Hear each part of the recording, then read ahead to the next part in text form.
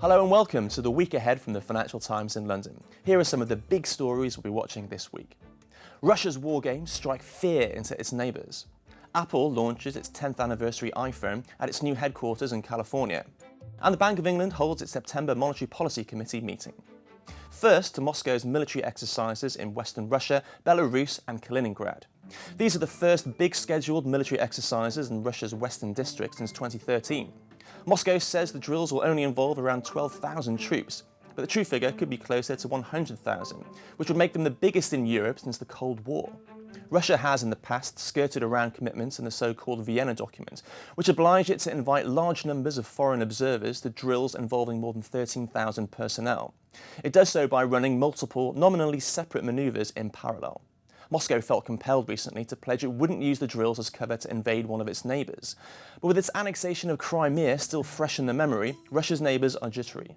Our Eastern Europe editor Neil Buckley has more.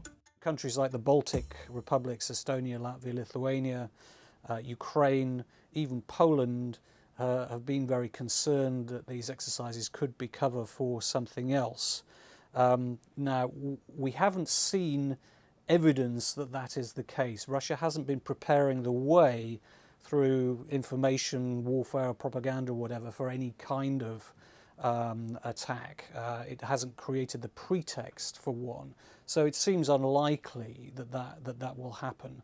But there is always the danger when you have large-scale military exercises that there could be mishaps or provocations, or that something could go wrong. So there's nervousness about that.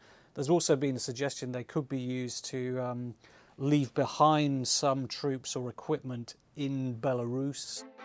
Next to the Steve Jobs Theatre at Apple Park, the 175-acre campus which will eventually house more than 12,000 people and which cost a reported $5 billion.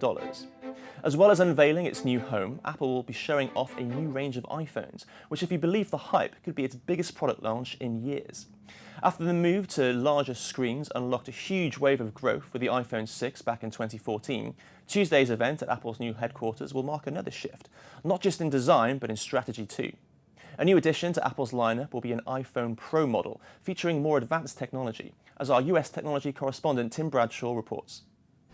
Even if you don't quite believe that hype, I think it will be the biggest shift in design and technology that we've seen since the iPhone 6 brought two new screen sizes onto the scene in 2014.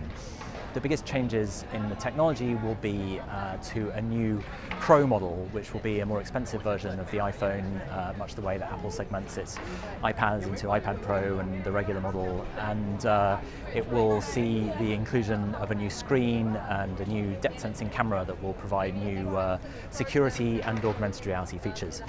The key questions for investors who've already seen a 40% gain in the stock over the last 12 months are whether it can make enough of this new device to meet demand, and also whether it can persuade enough of its loyal customers to spend $400 at least more than they would normally spend on a new iPhone.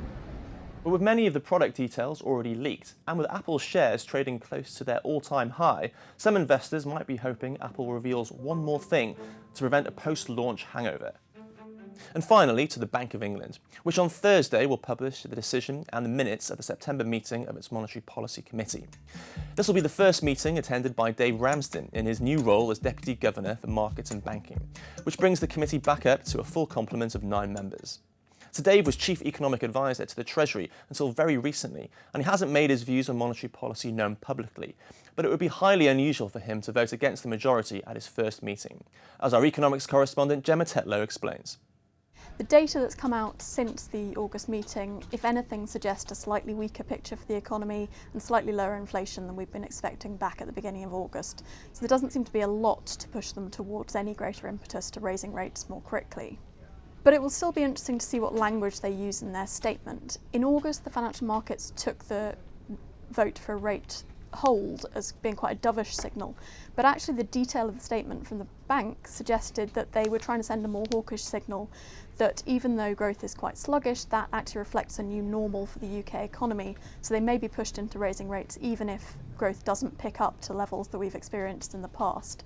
So it'll be interesting to see if they try and reinforce that more hawkish message this time. And that's what the week ahead looks like from the Financial Times in London. See you again next time.